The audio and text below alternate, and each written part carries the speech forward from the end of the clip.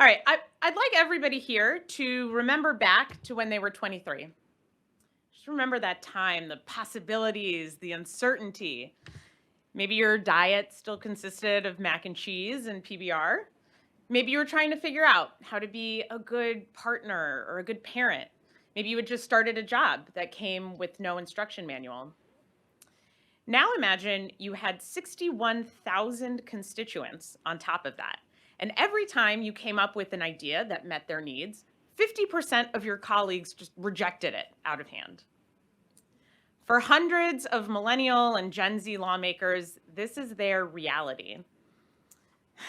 They ran for office because they had big dreams about how to create a more dynamic future. And now they actually have the power to bring those ideas into fruition, but our broken politics too often holds them back. But what if they had the networks, tools, and supports to get past that? For the past 6 years, I've been working with these young lawmakers, Democrats, Republicans, and independents, to help them navigate the toxic polarization that they face and help them translate their good ideas into successful policy. And today, I'm going to tell you why mobilizing this cohort of young leaders to rise above political polarization is the key to unlocking action on every issue you care about. I run an organization called Millennial Action Project, a bipartisan network of young elected leaders that we mobilize to build bridges and work on policy together through local chapters called a Future Caucus. They do this so that political polarization is not an obstacle to solving big problems. Let me ask you this. Did you know that 1 out of every 6 state lawmakers is a millennial or Gen Z, but 1 out of every 3 successful pieces of bipartisan legislation was authored by a millennial or Gen Z lawmaker? So the next generation is not just hungry to escape this artificial binary that is stifling progress. They're actually statistically better at doing it. So the question is, how do we scale those effective instincts until they're no longer counterculture, but they are the culture? Turns out there's 3 things we can do. First of all, we need to give people permission to swim against the current. Right? Everybody in this room knows the reasons that are driving politicians apart and preventing them from forming good working relationships together. A future caucus offers them a way to get things working again. It helps the youngest members of the legislature build a network, not along a partisan identity, but along a generational identity.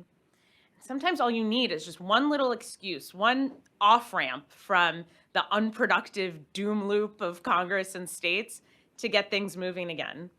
And most importantly, once you get to know somebody, once you can empathize with them, you will be more effective at working together. It's a mechanism for a graceful exit into a third space where change can happen.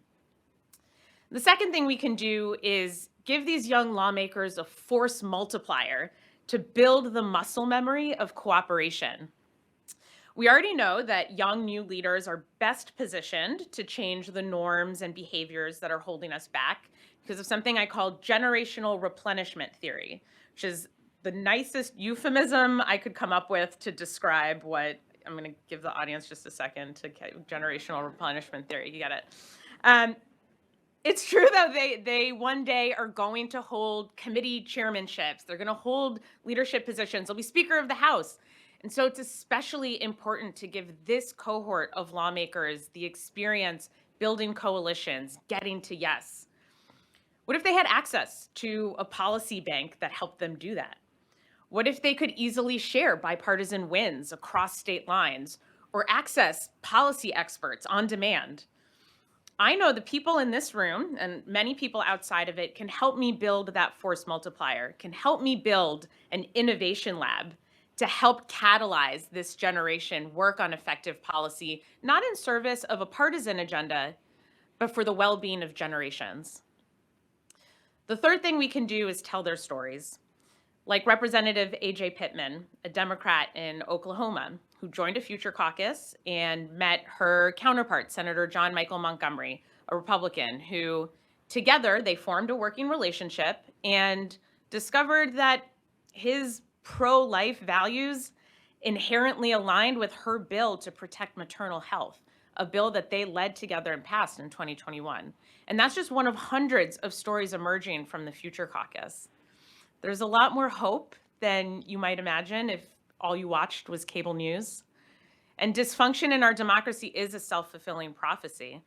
And the only antidote to a lack of trust is to show people something worthy of their trust.